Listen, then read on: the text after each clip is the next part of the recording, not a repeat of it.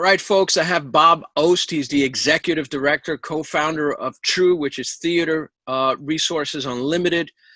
Theater has taken the spotlight, Bob, in this whole, COVID situation. There's been all sorts of talk of when it's going to reopen, why or how people are going to react going back to the theater. But, you're in the heart of things. Tell us a little bit about what TRU is doing these days and your perception of this situation and when it's going to end. Oh boy. No pressure. When I wanted to say that TRU was founded on the whole idea of community, and theater is a community art. I mean, it's communal, it's collaborative. The things that are exciting and different about theater from a lot of the other media is that live performance with an audience sitting in an audience together, in the house together, is incredibly unique and spontaneous. What people sometimes don't realize is there are never two performances of theater that are the same. So the idea of creating that spontaneity now using virtual platforms like Zoom and whatever else people are using right now, I've heard a bunch of them that I can't remember the names. It's a challenge.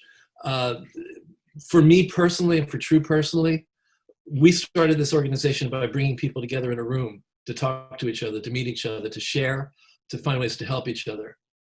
I wasn't sure how to do that virtually. I wasn't sure if it could be done virtually.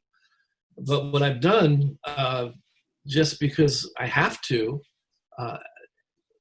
first when the city was called to a halt on March 12th, the day after my birthday. Happy birthday. Thank you. It was a strange birthday. Actually, I won't go off on the tangent. It threw me. I can't pretend that it didn't. I can't pretend that I just brushed myself off and say, okay, let's go on. We're going to move on. We're going to do it different now. I spent a lot of dark nights of the soul sitting and thinking about what to do, how to make TRU relevant, how to keep us visible in the community. I love live theater, and I love getting people together and being in a room with friends. I'm learning to simulate the experience or bring it as close as we can possibly get through virtual Zoom room gatherings. I immediately knew in early March that I was going to have to cancel my March 31st panel because one of my panelists told me she had to self-quarantine because she had been exposed to COVID. Yeah. So first thing I did was I canceled the panel. And I kept thinking, can I do a panel virtually? And it's like, well, you know what? If you're in a room with the panelists, you've got 4 or 5 chairs in front of the room and you're looking at 4 or 5 different people. Not so different than if you have a Zoom room and you have the little lineup of faces across the top. That's my panel. So I learned things like turning off the video for anybody who's not participating as a panelist. I learned things about having everybody come into the room on mute so you don't go crazy from background noises. That's right. I didn't reschedule that panel because I didn't really pull myself together fast enough for a March 31st panel. But I was able to do April 21st, which was a remarkably apt panel for our first virtual Zoom. It was called Solo Strategies.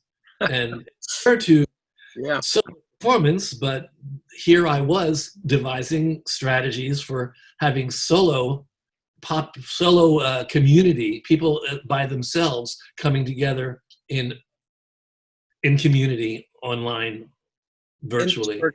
In this virtual world. Yeah, one of the things I noticed right away, and the reason I wanted to interview you is because I was a little surprised at what companies or what groups were able to kind of immediately transfer or shift their work to this digital realm that we're forced to learn, and others who didn't at all. And you guys really jumped in right away, and your emails to on your email list have been very informative and very motivating and real. And so Um, I guess that not knowing what's going to happen next or when it's going to happen, this June 7th date was thrown around. Broadway League said no, not yet.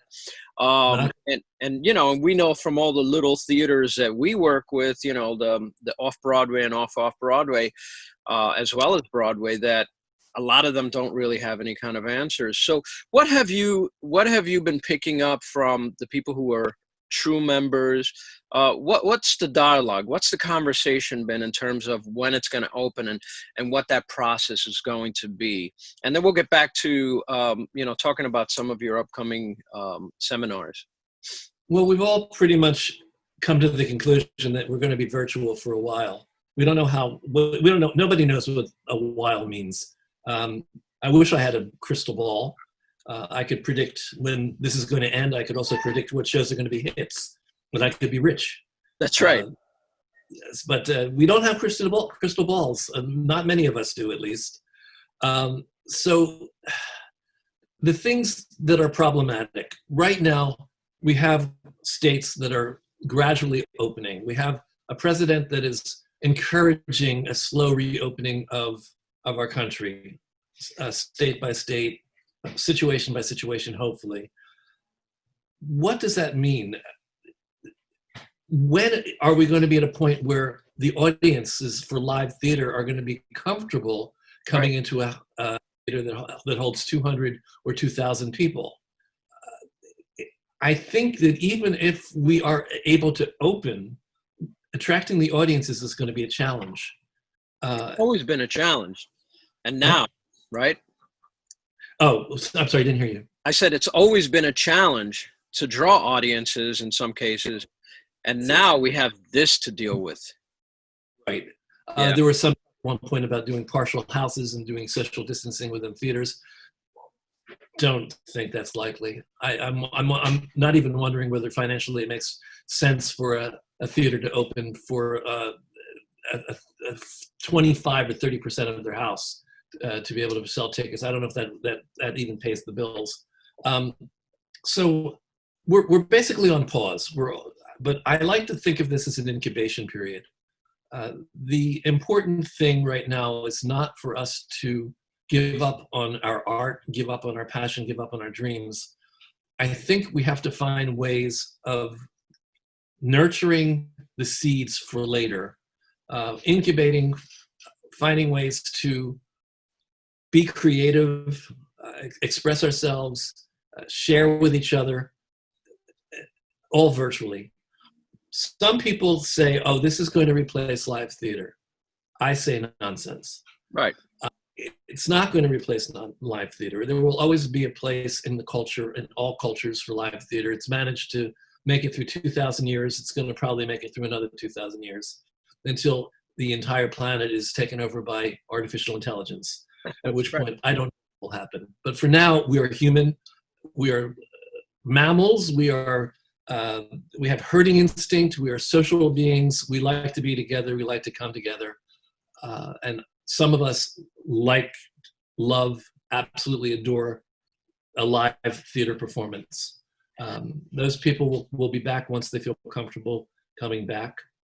I totally agree with that. And I think you're right. You can't replace it. To me, a performance online on Zoom or any kind of digital channel, if you will, is not live theater. It's just not. It's close, as close as we can get given the situation. But now let me ask you about TRU. So, a lot of organizations have shifted gears. You do workshops and all sorts of seminars. Have you changed or have you added certain types of subject matter to your lineup for the rest of the year? Is that something that you're mulling over? We kind of know you're going to do it on Zoom, right? But the subjects, right. What are you planning moving forward? Basically, our first panel, Solo Strategies, we were able to incorporate COVID and the idea of isolating into our conversation. We were able to talk about how solo performance was uniquely positioned to be an effective way of doing theater virtually. Right. And isolated. Not only virtual theater, but virtually, I call it virtually isolated performance, VIP. So I like virtually isolated performance with a solo performer is it's not brain surgery. It's not rocket science. It's easy to figure out how to do it. Yeah, You sit in front of the Zoom and you do your performance. right. You have to rethink things. This is to all the actors who might be listening and all the directors. You have to rethink things a little bit for a new medium, because this is essentially is a new medium. We're not replicating the theater experience. We're simulating it, and we have to find ways, techniques that will make this experience more interesting and more exciting. You may want to think in terms of spacing yourself from your camera. You may have to remember to put your script behind that green dot that you're looking at, so that when you're Right. reading and you're reading your lines, you're actually doing it right into the camera. You might have to think about, I suggested this in a meeting last week, in a virtual meeting last week. Why not, if you're a director, if you're putting on a virtual play, why not find a background, Google some backgrounds, find a room that looks like it might be the place where this scene takes place, share it with your 3 actors or your 5 actors, have them all do that virtual background so everybody appears to be in the same room. I love that. That's dynamite. What's next for TRU as far as workshop seminars? What's on the, what's the next one, I should say? Well, the next panel also will be dealing with COVID, but not originally scheduled to do so. It's going to be survival strategies for not-for-profit theater companies. So basically, we're going to talk about how they're going to come back from this debacle called COVID. We also are rethinking our June annual TRU Voices play reading series as a virtual reading series. I don't think there's much likelihood that we're going to be able to get people into a theater in June. So we're going to do a virtual reading series, and we're in conversations about the best ways to do that as well. I'm looking at my workshops. I tend to when I create a workshop, I kind of think through all the moving parts and all the little aspects of the topic that people need to know. And consequently, my workshops tend to be all-day workshops. They tend to be long. That's not going to work virtually. I'm not going to have anybody who's going to stay with us for 8 hours. So I'm finding ways to adapt my 8-hour workshops into 4-hour workshops. I already have had interest from people that are out of town, people who haven't been able to do our workshops, who said, please do this. Please, we would love to do this. It means we can come to TRU and we don't have to fly to New York. That's true. Wow. So we're being pushed into the 21st century. I should have been doing a lot of this. I don't like to should myself, but I should have been doing a lot of this even before COVID. But COVID has certainly pushed us to be a little bit more techno-savvy and able to have a reach that goes beyond the New York tri-state area. Hopefully, one positive result of this whole mess is going to be that our organization will have a little bit more of a national reach, possibly international. Who knows? Actually, I have international members, so it's kind of cool. That is cool. Yeah. And you're right. It forces us to do things we haven't really had the time to do. Now we have the time to do them and learn them. I happen to teach, and I know exactly what you're talking about getting, 30 people in a room and muting them and having a sort of plan, going in rather than, but even then you're still learning. So I want to congratulate you, Bob. You've managed to make adaptive moves moving forward, which are, even that screen, that background with your logo, it looks great. We were talking about your hair, so you got lucky, man. It's like you had your hair cut right before this whole thing started, like I did. And so I think we're in a good place. I hope to come back and talk to you more as this COVID situation moves forward.